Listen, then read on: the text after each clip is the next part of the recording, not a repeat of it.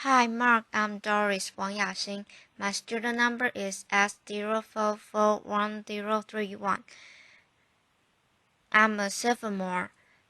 The TED Talk of this week is Jiang's speech, what I learned from 100 Days of Rejection.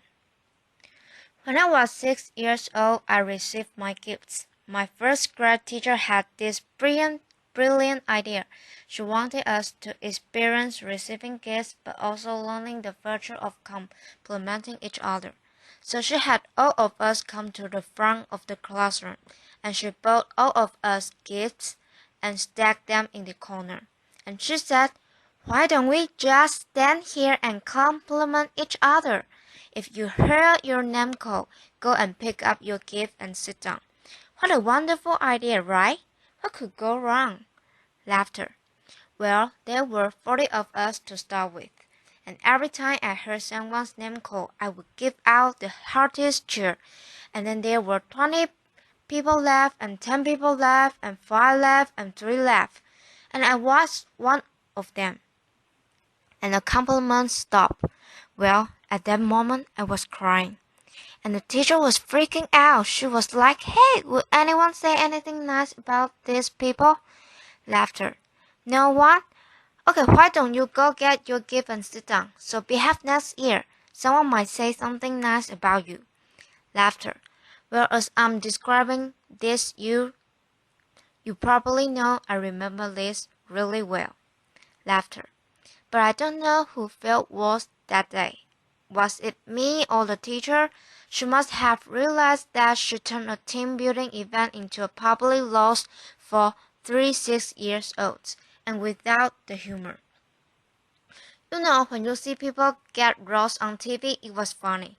There was nothing funny about that day. So that was one version of me, and I would die to avoid being in that situation again. To get rejected in public again. That's one version. Then, fast forward 8 years, Bill Gates come to my hometown, Beijing, China, to speak, and I saw his message. I fell in love with that guy. I thought, wow, I know what I want to do now. That night, I wrote a letter to my family telling them by age 25, I will build the biggest company in the world, and the company will buy Microsoft. Laughter. I totally embraced this idea of conquering the world. Damnation, right? And I didn't make this up. I did write the letter, and here it is. Laughter. You don't have to read this through. Laughter. This is also bad handwriting, but I did highlight some key words. You get the idea. Laughter.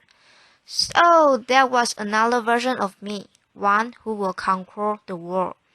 Well, then 2 years later, I was presented with the opportunity to come to the United States. I jumped on it because that was where Bill Gates lived, right? Laughter. I thought that was the start of my entrepreneur journey. Then fast forward another 40 years, I was 30. No, I didn't build that company. I didn't even start. I was actually a marketing manager for Fortune 500 company. And I felt I was stuck. I was stagnant. Why is that? Where is that 40-year-old who wrote that letter? It's not because he didn't try. It's because every time I had a new idea, every time I want to try something new, even at work, I want to make a proposal. I want to speak up in front of people in a group. I feel there was this constant battle between the 40-year-old and the 6-year-old. One wanted to conquer the world, make a difference. Another was afraid of rejection. And every time that 6-year-old won. And this fear even persists after I start my own company. I started my own company when I was 30. If you want to be Bill Gates, you've got to start sooner or later, right? When I was an entrepreneur, I was presented with an investment opportunity, and then I was turned down, and that rejection hurt me. It hurt me so bad that I want to quit right there. But then I thought, hey, would Bill Gates quit after a simple investment rejection? Would any successful entrepreneur quit like that? No way, and this is where it clicked for me. Okay, I can build a better company, I can build a better team, a better product, but one thing for sure, I've got to be a better leader. I've got to be a better person. I cannot let that 6-year-old keep dictating my life anymore. I have to put him back in his place. So this is where I went online and looked for help. Google was my friend. Laughter. I searched, how do I overcome the fear of rejection? I came up with a bunch of psychology articles about where the fear and pain are coming from. Then I came up with a bunch of rah-rah inspirational articles about don't take it personally, just overcome it. Who doesn't know that? Laughter. But why was I still so scared? Then I found this website by luck. It's called rejectiontherapy.com. Laughter. Rejection therapy was this game invented by the Canadian entrepreneur. His name is Jason Comley. And basically the idea is for 30 days you go out and look for rejection. And every day get rejected at something. And then by the end you desensitize yourself from the pain. And I love that idea. Laughter. I said, you know what? I'm going to do this and I'll feel myself getting rejected 100 days. And I came up with my own rejection ideas and I made a video blog out of it. And so here's what I did. This is what the blog looked like. Day 1. Laughter. Borrow $100 from a stranger. So this is where I went to where I was working. I came downstairs and I saw this big guy sitting behind a desk. He looked like a security guard, so I just approached him and I was just walking and that was the longest walk of my life. Hair on the back of my neck standing up, I was sweating and my heart was pounding. And I got there and said, hey sir, can I borrow $100 from you? Laughter. And he looked up, he's like, no, why? And I just said, no, I'm sorry. Then I turned around and I just ran. Laughter. I felt so embarrassed, but because I feel myself, so that night I was watching myself getting rejected. I just saw how scared I was. I looked like this kid in The Sixth Sense. I saw dead people. Laughter. But then I saw this guy, he wasn't that menacing. He was a chubby, lovable guy, and he even asked me why. In fact, he invited me to explain myself. I could say many things. I could explain. I could negotiate. I didn't do any of that, and I did what's wrong. I felt, wow, this is like a micro of my life. Every time I felt the slightest rejection, I would just run as fast as I could. And you know what? The next day, no matter what happens, I'm not going to run. I'll stay engaged. Day 2. Request a burger refill. Laughter.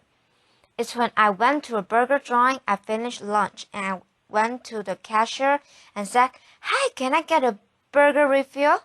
Laughter. He was all confused like, what's a burger refill? Laughter. I said, well, it's just like a drink refill but with a burger. And he said, sorry, we don't do burger refill, man. Laughter. So this is where rejection happened and I could have run, but I stayed. I said, well, I love your burgers. I love your joint, and if you guys do a burger refill, I will love you guys more. Laughter. And he said, well, okay, I'll tell my manager about it, and maybe we will do it, but sorry, we can do this today. Then I laughed. And by the way, I don't think they've ever done burger refill. Laughter. I think they're still there, but the laugh and that feeling I was feeling the first time was no longer there. Just because I stayed engaged, because I didn't run. I said, wow, great, I'm already learning things, great. And then day 3, getting Olympic donuts. This is where my life was turned upside down. I went to a Krispy Kreme. It's a donut shop in mainly the southeastern part of the United States. I'm sure they have some here too. And I went in. I said, can you make me donuts that look like Olympic symbols? Basically, you interlink 5 donuts together. I mean, there's no way they could say yes, right? The donut maker took me so seriously. Laughter. So she put out paper, started jotting down the colors and the rings, and it's like, how can I make this? And then 15 minutes later, she came out with a box that looked like Olympic rings.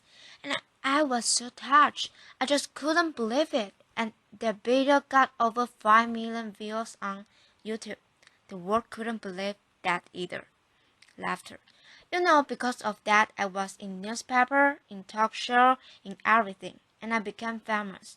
A lot of people start writing emails to me and saying, "What you're doing is awesome." But fame and notoriety did not do anything to me. What I really want to do was learn and to change myself, so I turned the rest of my 100 days of rejection into this playground, into this research project. I want to see what I could learn. And then I learned a lot of things. I discovered so many secrets. For example, I found if I just done wrong, if I got rejected, I could actually turn a no into a yes, and the magic word is why. So one day I went to a stranger's house. I had this flower in my hand, knocked on the door and said, "Hey, can I plant this flower in your backyard?" Laughter. And he said no, but before he could leave, I said, "Hey, can I know why?" And he said, "Well, I have this dog that would dig up anything I put in the backyard. I don't want to waste your flower. If you want to do this, go across the street and talk to Connie. She loves flowers." So that's what I did. I went across and knocked on Connie's door, and she was so happy to see me. Laughter. And then half an hour later, there was this flower in Connie's backyard. I'm sure it looks better now. Laughter.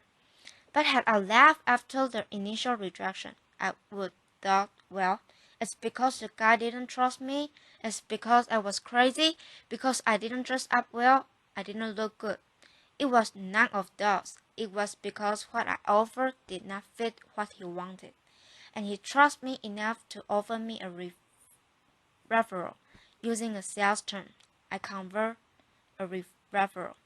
Then one day, and I also learned that I can actually say certain things and maximize my chance to get a yes. So for example, one day I went to a Starbucks and asked the manager, "Hey, can I be a Starbucks greeter?" He was like, "What's a Starbucks greeter?" I said, "Do you know those Walmart greeters? Those people who say hi to you before you walk in the store and make sure you don't steal stuff, basically. I want to give a Walmart experience to Starbucks customers." Laughter. Well, I'm not sure that's a good thing, actually. Actually, I'm pretty sure it's a bad thing. And he was like, "Oh, yeah, this is how he looked like.